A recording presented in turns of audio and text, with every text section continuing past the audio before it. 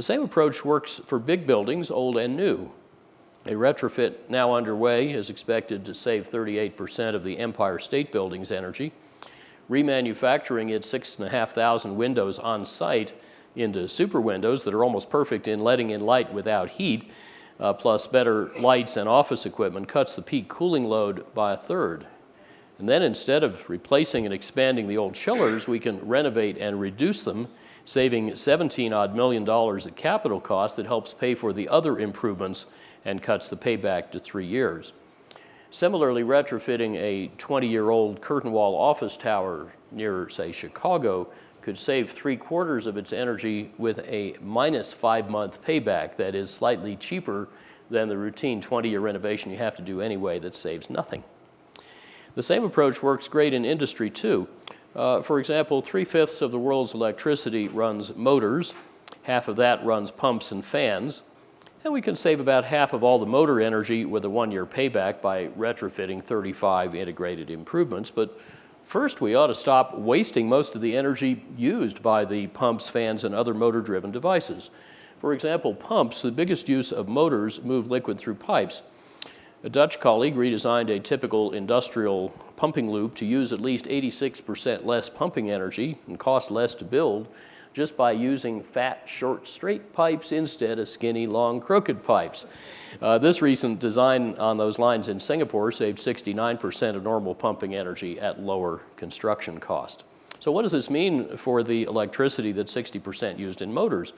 Well, from the coal burned at the power plant to the end use, many successive losses compound, so only 1/10 of the energy in the coal comes out the pipe as flow. But now turn that around backwards, so those compounding losses turn into compounding savings, and every unit of flow or friction you save in the pipes saves 10 units of coal cost pollution and global weirding back at the power plant.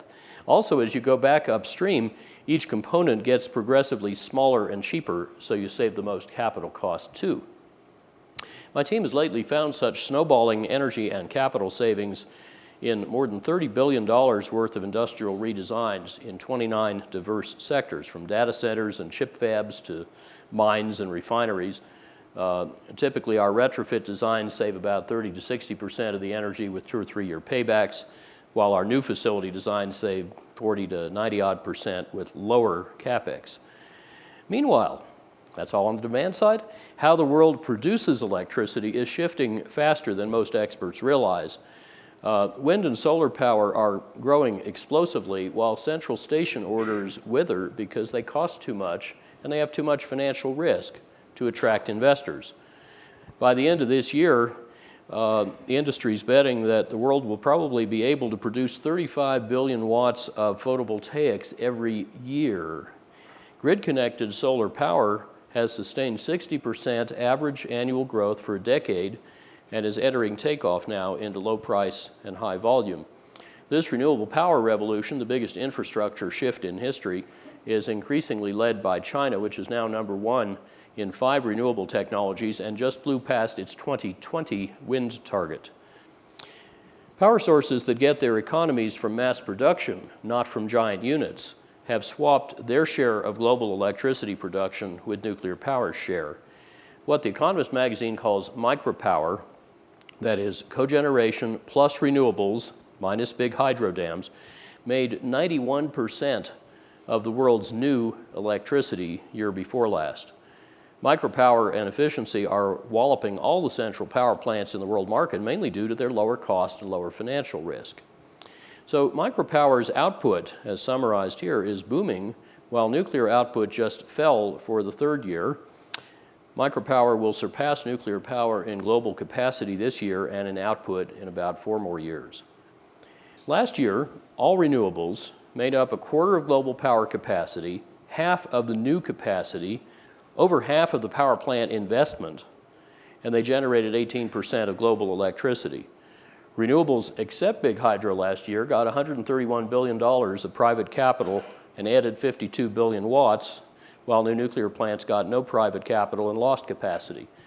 In the US, they're over 100% subsidized, but they still can't raise any private capital because they have no business case. So here's the number of reactors in blue and their capacity in red that the International Atomic Energy Agency lists as under construction in each year since 1950. The nuclear renaissance is this little uptick recently to 27% of the 1979 construction peak. There are now 61 nuclear plants officially under construction. However, of those 61 units, 12 have been listed under construction for over 20 years. 39 have no official startup date, half are late, 72% are in 4 untransparent power systems. All 61 were bought by central planners, and none were free market transactions. So with nuclear power so uncompetitive in any market system, how else can we displace the coal-fired half of our electricity, which I'll show as a magenta line? Well, first come options that are cheaper than running an old coal plant. Using electricity nationwide as productively as the top 10 states actually did on average use it 5 years ago, correcting for each state's economic mix and climate, would save about 65% of our coal-fired electricity. Of course, even more could be profitably saved. Last year, shifting fuel prices made it cheaper to run coal plants less and existing very efficient gas plants more, and that cost gap will widen. This will save 35% of coal-fired electricity at a profit, and 35 plus 65 is 100, so we already have the options needed to eliminate those coal-fired power plants cheaper than just running them. Next would come options cheaper than new coal power. Wind power, now awaiting interconnection, could replace about 2/5 of coal power. All the profitable wind power on available land could displace the coal power 19 times over. Cogeneration in industry and big buildings could displace about 65% of the coal power, plus more in small commercial buildings and houses, plus other renewables not yet counted. And then finally, there are some options that cost more today than a new coal plant, but won't by the time you could build one. Photovoltaics, for example, are in that category, and if you put them on 3% of US structures, that would displace all our annual coal-fired electricity using no land. So add all this up, and we have profitable non-nuclear ways to displace all the coal power in the US more than 23 times, but we only need to do it once. Now, together, these transformations in efficient use and diverse, dispersed, renewable supply are starting to flip the whole electricity sector on its head, because traditionally, utilities relied mainly on those giant coal and nuclear plants, augmented them with big gas plants, and bought a little efficiency and renewables. Those utilities were rewarded, as most still are, for selling you more electricity. But now, especially where regulators are starting to reward cutting customers' bills, the market is shifting massively toward efficiency, renewables, cogeneration, and ways to blend them all together reliably with little or no need for bulk electricity storage. These best buys save about 2 to 20 times more carbon per dollar, 20 to 40 times faster than new nuclear build could. So the market winners are also the most effective climate solutions, and they are the best solutions to nuclear proliferation, energy insecurity, and energy poverty. Now combine the electricity and oil revolutions plus similar opportunities with natural gas and direct coal, and you have the really big story, reinventing fire. So this whirlwind summary, said Petre, of our rich grand synthesis, complemented by several sectoral implementation initiatives, rests on very detailed practical experience and empirical evidence, and I think it reflects where the smart companies are headed. Of course, there's still much old thinking. As Oilman Morris Strong once said, not all the fossils are in the fuel. But as DuPont's former chairman, Edgar Rollert, said in another context, firms hampered by old thinking won't be a problem because they simply won't be around long term. And if you think anything I've said sounds too good to be true, just remember Marshall McLuhan's remark, only puny secrets need protection. Big discoveries are protected by public incredulity. Thank you very much.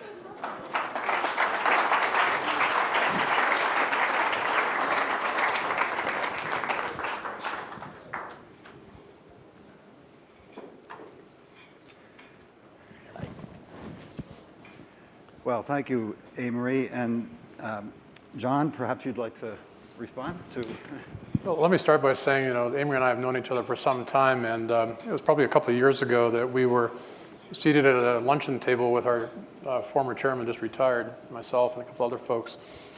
And Amory asked me, he says, "John, can I borrow your fork?" And I said, "Amory, I know you're a creative guy. What in honest earth do you want my fork for?"